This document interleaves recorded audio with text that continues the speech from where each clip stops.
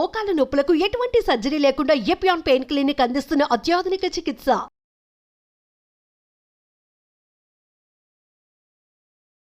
Hello viewers, welcome to Suman TV. ప్రస్తుతం మనతో పాటు ఉన్నారు కార్డియాలజిస్ట్ డాక్టర్ ప్రణీత్ గారు. సో సార్తో మాట్లాడి ఈరోజు హెల్త్ గురించి మరికొన్ని అప్డేట్స్ అడిగి తెలుసుకుందాం. నమస్తే సార్. నమస్తే అండి. సార్, కరోనా మహమ్మారి, కరోనా అనగానే అందరిలో తెలియని ఒక భయం. ఎందుకంటే గతంలో వచ్చి మన వాళ్ళని ఎంతమందిని తీసుకెళ్ళిందో ఇప్పుడు ఎలానో అని. ఎందుకంటే ఎక్కడ చూసినా ఇప్పుడు ఏ యూట్యూబ్ ఛానల్ చూసినా ఎక్కడ కూడా ఇదే న్యూస్ అనేది స్ప్రెడ్ అవుతూ ఉంది. సో అప్పట్లో ఏమనుకున్నారంటే దీని వల్లనే హార్ట్ కి సంబంధించేసి ఇష్యూస్ వస్తున్నాయి, సో అంటే తీసుకున్న వ్యాక్సినేషన్ వల్ల కావచ్చు అని. మన బాడీలో మెయిన్ పార్ట్ అయిన హార్ట్ కి ఎంత వరకు ఎఫెక్ట్ అయ్యే అవకాశం ఉందంటారు, అసలు ఎఫెక్ట్ అవుతుంది అంటారు? సో కోవిడ్ ఇన్ఫెక్షన్ వచ్చిన వాళ్ళలో heart disease are heart problem ఉన్న మాట విన్నాము, బట్ అందరికీ రాలేదు. కోవిడ్ సివియారిటీ ఎక్కువగా ఉన్న వాళ్ళల్లో హార్ట్ ప్రాబ్లం చూసాము. కోవిడ్ సివియారిటీ మనం మైల్డ్ నుంచి సివియర్ వరకు చాలా మందిలో చూసాము. And first wave or second wave లో ఉన్నప్పుడు మనం ఎక్కువ శాతం సివియర్ డిజీజ్ తో ఎఫెక్ట్ అయ్యి వాళ్ళు హార్ట్ ప్రాబ్లం తోటి బాధపడిన మాట మనం చూసాం. బట్ వ్యాక్సిన్ తీసుకున్న తర్వాత అండ్ రైట్ నౌ మనం అందరం ఇమ్యునైజ్ అయ్యాం కాబట్టి రైట్ నౌ కోవిడ్ ఇన్ఫెక్షన్ వల్ల సివియర్ ఇన్ఫెక్షన్ రావడం లేదు. కోవిడ్ అనేది ఒక వైరస్ కూడా ప్రతి ఇయర్ మ్యూటేట్ అవుతూ ఉంటుంది, అండ్ స్ట్రెయిన్ మారుతూ ఉంటుంది. స్ట్రెయిన్ మారినప్పుడు మళ్ళీ ఇన్ఫెక్షన్ వచ్చే అవకాశం ఉంది. సో రైట్ నౌ అలాగే స్ట్రెయిన్ మారి మనము ఇన్ఫెక్షన్ వచ్చినట్టు చూస్తున్నాము అండ్ కేసెస్ కూడా పెరుగుతున్నాయి. అయితే సిమ్టమ్స్ విషయంలో చూస్తే చాలా మందికి మైల్డ్ సిమ్టమ్సే చూస్తున్నాము. సివియర్ ఫార్మ్ ఆఫ్ ఇన్ఫెక్షన్ రావడం లేదు, అలాగే సివియర్ ఫార్మ్ ఆఫ్ ఇన్ఫెక్షన్ రావడం లేదు అండ్ ఈక్వల్లీ హార్ట్ ప్రాబ్లం కూడా రావట్లేదు. మోస్ట్ ఆఫ్ ద సిమ్టమ్స్ ఈ అప్పర్ రెస్పిరేటరీ సిమ్టమ్స్ అంటాము, వాటి ద్వారానే పేషెంట్స్ ఇబ్బంది పడుతున్నారు. సీరియస్ ఇష్యూస్ రావడము, ప్రాణం పోయే ప్రమాదం, హార్ట్ ప్రాబ్లం రావడం లాంటివి ఇప్పుడు దాకా మనం చూడలేదు అండ్ అవి వచ్చే అవకాశం కూడా తక్కువగానే కనిపిస్తుంది. ఓకే సార్, హార్ట్ రిలేటెడ్ గా చూసుకుంటే కొంతమేరకి ఎవరికైనా సరే 80%, 70% ఉన్న వాళ్ళకి ఈ ఏదైతే వైరస్ సోకితే మొత్తానికి డ్యామేజ్ అయ్యే అవకాశం ఉంది అని చెప్పుకుంటున్నారు. సో ఈ విషయంలో మీరేమంటారు సార్? లేదు, అంటే వైరస్ అనేది హార్ట్ మజిల్ ని ఎఫెక్ట్ చేసే అవకాశం ఉంటుంది. సో ప్రీవియస్ గా ఆల్రెడీ ఒకవేళ హార్ట్ వీక్ అయితే వాళ్ళు ససెప్టబుల్ పాపులేషన్ కింద చూస్తాం, వాళ్ళు ఇబ్బంది పడే అవకాశం ఉంటుంది. బట్ అలాని నార్మల్ గా ఉన్న వాళ్ళు ప్రొటెక్ట్ అయిపోయారు అని లేదు. బికాజ్ వైరస్ ఎంతగా ఆ వ్యక్తి మీద ఇబ్బంది పెడుతుందో అది మనం ప్రెడిక్ట్ చేయలేం. సో ఆ ప్రెడిక్ట్ చేయలేనప్పుడు ఆ కంక్లూజన్స్ డ్రా చేయడం అనేది కరెక్ట్ కాదు. అండ్ ఈ రోజు విషయంలో ఆ ప్రస్తుతానికి ఉన్న స్ట్రెయిన్ విషయంలో చూస్తే కోవిడ్ విషయంలో సివియర్ ఇన్ఫెక్షన్స్ రావట్లేదు. సో ఫస్ట్ ఇంపార్టెంట్ థింగ్, భయపడాల్సిన అవసరం లేదు. అయితే ఇబ్బంది పెడుతుంది. ఇబ్బంది ఎలాగా? సోర్ థ్రోట్ రావడము, వాయిస్ చేంజ్ అవడము, టేస్ట్ తెలియపోవడము, స్మెల్ తెలియపోవడము, అండ్ కొంచెం రేర్ గా కొంతమందిలో ర్యాష్ రావడము, ఇలాంటి ఇబ్బందులు ఉన్నాయి. కానీ సీరియస్ ప్రాబ్లం రావడము, ఆయాస పడిపోవడము, హాస్పిటలైజ్ అవ్వడము లేదా హార్ట్ అటాక్స్ రావడం ఇలాంటివి అవ్వట్లేదు. సో ఫస్ట్ థింగ్, భయపడాల్సిన అవసరం ఏం లేదు. ఈ చిన్న చిన్న ఇష్యూస్ వస్తున్నాయి, కొంచెం ఇబ్బంది పెడుతున్నాయి, కొంచెం ఓపిక పడితే అవే నిదానంగా సర్దుకుంటాయి. బట్ మోస్ట్ ఇంపార్టెంట్ థింగ్, భయపడాల్సిన అవసరం లేదు. ఓకే, అంటే మన వాళ్ళలో ఒక హార్ట్ ఒకటే కదా సార్, ఆల్మోస్ట్ బాడీ పార్ట్స్ అన్ని కూడా మనకి ఆర్గన్స్ అనేవి ఇంపార్టెంట్. సో దీని మూలంగా ఇంకేమైనా ఎఫెక్ట్ అయ్యే అవకాశం ఉంది అంటారా? Fortunately so far COVID infection తోటి సీరియస్ ఆర్గన్ ఇన్వాల్వ్మెంట్ లేదు.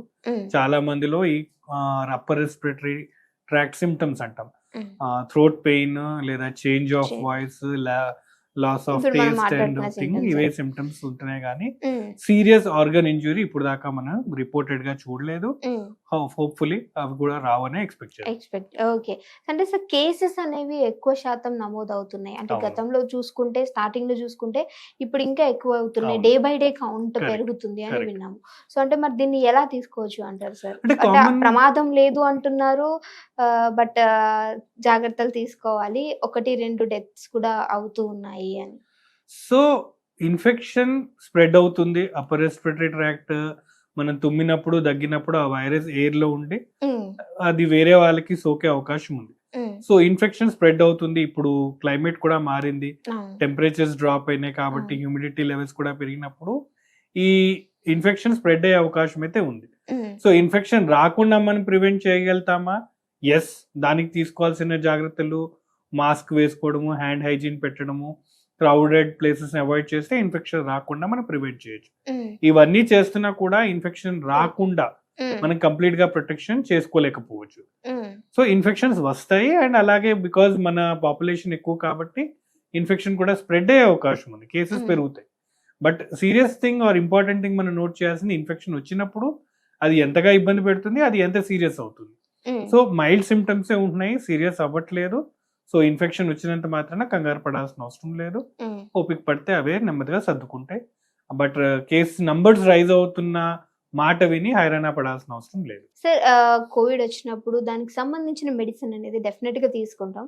సో దీని వల్ల హార్ట్ పైన ఏదైనా ఎఫెక్ట్ అయ్యే అవకాశం ఉంది అంటారా? వ్యాక్సినేషన్ కావచ్చు ఆర్ అదర్ మెడిసిన్ ఎలా అయినా సరే. కోవిడ్ ఆర్ కరోనా వైరస్ అనేది ఒక వైరస్ కి స్పెసిఫిక్ ట్రీట్మెంట్ అంటూ ఉండదు. ప్రతి వైరల్ ఫీవర్ కి ఎలా అయితే సపోర్టివ్ ట్రీట్మెంట్ అంటాం, అంటే ఎలా అయితే ఫీవర్ ఉంటుందో ఫీవర్ తగ్గడానికి పారాసిటమాల్ టాబ్లెట్ ఇవ్వడము, బాడీ పెయిన్స్ ఉంటే దాని మెడిసిన్, కాఫ్ కి తగ్గట్టు కాఫ్ మెడిసిన్, సో ఇలా సపోర్టివ్ మెడిసిన్ ఉంటుంది. ఆ వైరస్ కి పర్టికులర్ గా మెడిసిన్ అనేది ఏం లేదు, సపోర్టివ్ ట్రీట్మెంట్ ఉంటుంది. Most of the viral illnesses self limiting అంటాం, అవే ఒక 1 week 10 days ఉండి వెళ్ళిపోతాయి. అయితే ఆ వైరస్ వచ్చి ఏదైతే దెబ్బ కొట్టి వెళ్ళిపోతుందో ఆ ఇంజురీ హీల్ అవ్వడానికి టైం పడుతుంది. సో వైరస్ బాడీలో ఎక్కువ రోజులు ఉండదు, వస్తుంది, డ్యామేజ్ చేసి వెళ్ళిపోతుంది. ఆ డ్యామేజ్ చేసి బాడీ రికవర్ అవ్వడానికి టైం పడుతుంది.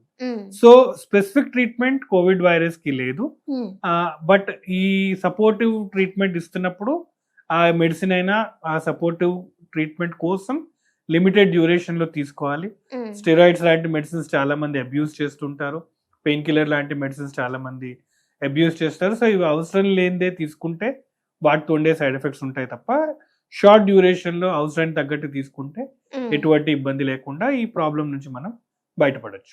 ఓకే, అంటే చిన్నవారిలో పెద్దవారిలో చూసుకుంటే ఎఫెక్ట్ అనేది ఏ విధంగా ఉంటుంది అంటారు sir? Usually extremes of age లో ఈ ప్రాబ్లం ఎక్కువ అయ్యే అవకాశం ఉంటుంది. ఇప్పుడు దాకా చూసినట్టు చిన్న వాళ్ళల్లో సాధారణంగా ఎక్కువగా ఇబ్బంది పడినట్టు చూడలేదు. మెజారిటీ కరెక్ట్, చిన్నపిల్లలు ఫార్చునేట్లీ ప్రొటెక్ట్ అయిపోయి ఉన్నారు. Middle age and elderly age group లో ఉన్న వాళ్ళలో ఉన్నారు. ముఖ్యంగా ఎక్స్ట్రీమ్స్ ఆఫ్ ఏజ్, పెద్దవాళ్ళకి ఇమ్యూనిటీ తక్కువ ఉన్నప్పుడు వాళ్ళు ఇబ్బంది పడే అవకాశాలు మనం చూసాం. సో ఇలాంటి వాళ్ళు జాగ్రత్త తీసుకోవాల్సిన అవసరం ఉంది. మాస్క్ ధరించడము, హ్యాండ్ హైజీన్ మెయింటైన్ చేయడం, అండ్ క్రౌడెడ్ స్పేసెస్ ని అవాయిడ్ చేయడం అనేది వాళ్ళు కొంచెం ఇంకా ఎక్కువగా జాగ్రత్తలు తీసుకోవాల్సిన అవసరం ఉంది. బట్ ఆ రూల్స్ ఇన్ జనరల్ అందరికీ అప్లై అవుతుంది. ఓకే సార్, సో కరోనా విషయంలో మనకి ఇప్పుడు వచ్చే కరోనా ఎంత మేరకు మన హార్ట్ ని ఎఫెక్ట్ చేస్తుంది, ఎలాంటి జాగ్రత్తలు తీసుకోవాలని చాలా చక్కగా వివరించారు సార్. నమస్తే సార్. నమస్తే.